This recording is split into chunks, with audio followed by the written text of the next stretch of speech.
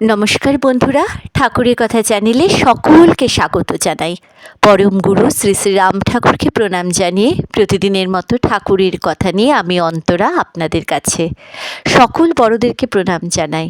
ঠাকুরের কৃপায় সকল বন্ধুরা ভালো আছেন, সুস্থ আছেন, এই আশা করি।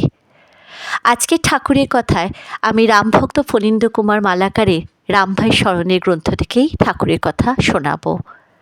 ঠাকুর তখন ফেনী শহরে যুদ্ধের সময় গভর্নমেন্ট থেকে বিশেষ চাপ সৃষ্টি করলেন ফণীন্দ্রবাবুদের ওপর তাহাদের বাড়ি ছেড়ে দেবার জন্য। তখন তাহারা ঠাকুরের পরামর্শ অনুযায়ী একটি ভাড়া বাড়িতে প্রবেশ করেন ঠাকুরকে নিয়ে এবং সেখানেই দুর্গা পুজো কাটান। আজকের পর্ব সেই নিয়ে, সঙ্গে থাকবেন। তাহলে শুরু করছি ফণীন্দ্র কুমার মালাকারের কথায় ঠাকুরের কথা। পরম আনন্দে ঠাকুরসহ নূতন পরিবেশে নূতন জীবন আরম্ভ হইল। ইহা একমাত্র অনন্ত দয়ার ভাণ্ডারে দয়াল ঠাকুরের কৃপায় সম্ভব। দিন যাইতেছে, গুরুভাতারা আসেন, বসেন, কথা বলেন, প্রণাম করিয়া আশীর্বাদ লইয়া ফিরিয়া যান। আশ্বিন মাস শেষ হইল। কার্তিক মাসের 6 তারিখ সন্ধ্যায় অদূরে মায়ের বোধন, পুজোর আরতির বাদ্য আমরা শুনিলাম। তা সত্ত্বেও পরিবারে কাহারও হৃদয় জাগ্রত হইল না। স্বয়ং দুর্গাদেবী রাম ঠাকুর রূপে ঘরে বসিয়া রহিয়াছেন। 7ই কার্তিক। ঠাকুর জিজ্ঞাসা করিলেন, স্নান করেছ?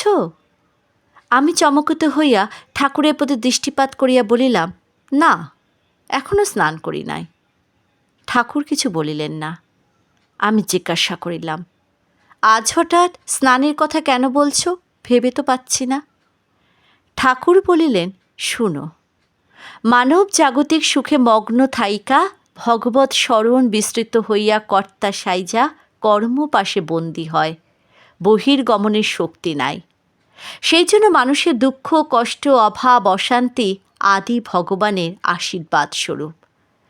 মানব সংসারের নানা প্রকার ঝঞ্ঝাট, দৈন্য, আপদে বিপদে গতিহীন হইয়া অগতির গতি সর্বত্রাতা গোবিন্দের শরণাপন্ন হয়।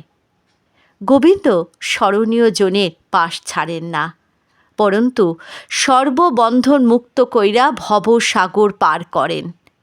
পাণ্ডবেরা কুরুকুলের তরঙ্গ পইরা রাজ্যহারা গৃহহারা হইয়া বনে জঙ্গলে ভ্রমণ কইরা অসীম দুঃখ কষ্ট বরণ কইরাও গোবিন্দ স্মরণে বিরত ছিলেন না।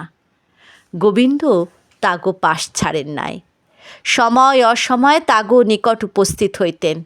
অবশেষে সর্ববন্ধন মুক্ত কইরা নিয়া গেলেন।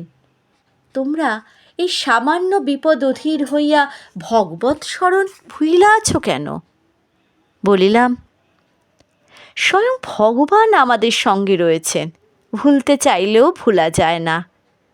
ঠাকুর বলিলেন, আজ মায়ের সপ্তমী পূজা দিবা না? অমনি চরণ যুগলে মাথা ঠেকায়া বলিলাম, তুমি মাতা, তুমি পিতা, তুমি পরম ইষ্ট, তোমাকে পুজো দেব না তো কাকে দেব ঠাকুর? আমার কাপড় দিয়া শ্রীচরণে পড়া চোখের জল মুছিয়া দিয়া নামিয়া আসিলাম। পরিবারস্থ সকলকে এই সংবাদ জানাইয়া দোকানে যাইয়া 3খানা সাদা ধুতি, 3খানা ওড়না চাদর লইয়া আসিলাম। 1খানা ধুতি ও 1খানা ওড়না পুকুরে ধুইয়া রোদ্রে দিলাম। 1 ঘণ্টার মধ্যে পুজোর আয়োজন শেষ হইলে ধুতিখানা ওড়না পরে দেখি শুকায়া গিয়াছে। পিতা ঠাকুর ধুতি চাদর নিয়ে ঠাকুর প্রণাম করিয়া ধুতিখানা পরিয়া বসিতে বলিলেন। ঠাকুর ধুতি পরিয়া চাদর কাঁধের উভয় দিক দিয়া বক্ষ পরি ঝুলাইয়া খাটের ধারে বসিয়া নিচে জল চৌকিতে গামলার মধ্যে পা 2টি স্থাপন করিলেন। পিতা ঠাকুর পা 2টি ধুইয়া মুছাইয়া দিয়া জল চৌকিতে পাতা তোয়ালের ওপর শ্রীপাদ পদ্ম স্থাপন করিলেন। মেয়েরা হুলুধ্বনি দিল। ঠাকুর তখনকার অপূর্ব লাবণ্য মণ্ডিত অপরূপ রূপশ্রী হাস্যময় প্রাণ মাতানো অপার্থিব স্বর্গীয় জ্যোতি প্রভায় সমুজ্জ্বল বদন মণ্ডল বর্ণনা অতীত বর্তা পূজা আরম্ভ করিলেন। হুলুধ্বনিতে আকাশ বাতাস কাঁপায়া উঠিল। পিস্তত ভাই দ্বারিকা কীর্তন শুরু করিলেন। সকলে পিছনে কীর্তন করিল। পূজা অন্তে আরতি আরম্ভ হইলে আরতি কীর্তন হইল। আরতি শেষে ভোগ আরতি কীর্তন করিয়া কীর্তন সমাপ্ত হইল। দেখিলাম উপরে নিচে ও সরকারি রাস্তায় লোক রয়েছে। পরে ঠাকুরকে জিজ্ঞাসা করিলাম, দেবদেবীরা মাতৃপূজা এসেছিলেন?